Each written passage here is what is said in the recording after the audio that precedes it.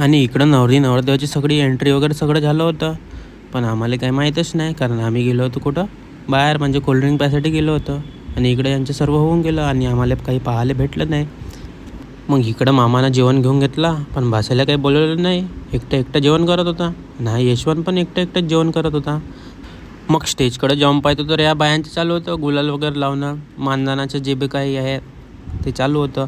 आणि ह्या आपल्या घरच्या वहिनी काही नाही, बस सेल्फ्याच काढत राहते, जिथं तिथं सेल्फीच काढत राहते. आणि हा आपला माल जेवण करत होता, मस्त गुलाबजामुन वगैरे खात होते. सॉरी, गुलाबजामुन नाही, दहीवडे खात होती. आणि हे आपल्या पूजा वहिनी काही नाही मटकत होते, स्वतःलाच पाहत होते. आणि हे आपले भाऊजी पण स्वतःलाच पाहत होते. 10 वेळा मटकत जाय, आपलं जॅकेट सीधा करत जाय. आणि रोहिणी बसली होती स्टेजवर, पैसे जमा करत बसली होती. आणि हे दीक्षाताई अर्धा घंटा झाला जेवण करून राहिली, पण हिचं जेवण काही संपतच नव्हतं. मग आम्ही बसलो कुठं, मानधनाच्या पंक्तीत. भाऊजी, लीनाताई सगळे बसले होते. सारंग बी बसला होता आपल्या बाजूले. आणि समोर बसला होता कोण, अनिल भाऊ बसला होता. अनिल भाऊ माझ्याकडे पाहून घेतो म्हणे, तुला पाहून घेतो, देख लेंगे बोले. मग तिकडे वेटरले काही सांगितलं ना त्यांना आणण्यासाठी. आणि इकडं भाऊजीच्या प्रेम मुतू जात होता, खूप चारून देत होते आज. नाही, इकडं रीनाताईनं घेतलं मग मिरची भजा, घ्या ना खा ना म्हणे. भाऊजी म्हणे नाही खात म्हणे. मग भाऊजीनं घेतला प्रेमाचा घास रीनाताईच्या. बाप्पा खूप येलपळू खात होते भाऊजी, सांगत नको. आणि हे इकडं रोहिणी आली होती मग दही भल्ला घेऊन, भाऊजीले चारत होती. भाऊजी म्हणे तू खाऊन पाय म्हणे, तूच खा म्हणे पहिले म्हणे, त्याच्यात काही टाकलं आहे म्हणे. आणि एवढा मोठा चारून राहिला म्हणे, एवढा मोठा मी खातो का म्हणे, तोंडात जाईन तरी का म्हणे. अजी खा ना म्हणलं, चारून राहिली साडी तर खाऊन घ्या म्हणलं. नाही म्हणे. मग काही वेळानंतर चारून दिला. मग चारला तर भाऊजीला काही असरच नाही पडला, थोडासा असर पडला. मग म्हणे अबे मूड खराब केला म्हणे मायावाला म्हणे.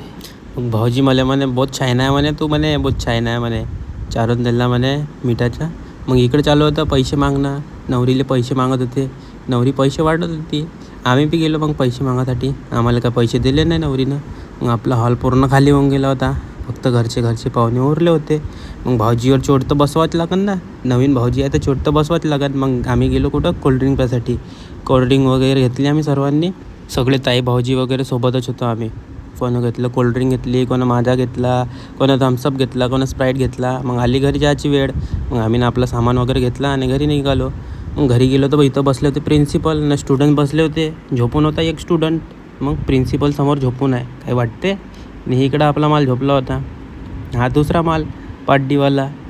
आणि घराबाहेर गाड्या ते एवढ्या उभ्या होत्या, बाप्पा सांगत नको, जसं काही पाहुणे आहेत आमच्या घरी. पण आमच्या घरी पाहुणे नव्हते, घरचेच माणसं होते. हे घरच्या माणसाच्याच गाड्या होत्या. आणि हे प्रिन्सिपल, मग दुसरे प्रिन्सिपल आले, आपला लेक्चर द्यायला बसले. मग हे कुठचे, अरोलीचे प्रिन्सिपल आहेत. मग सगळे पाहुणे घरी जायसाठी निघाले.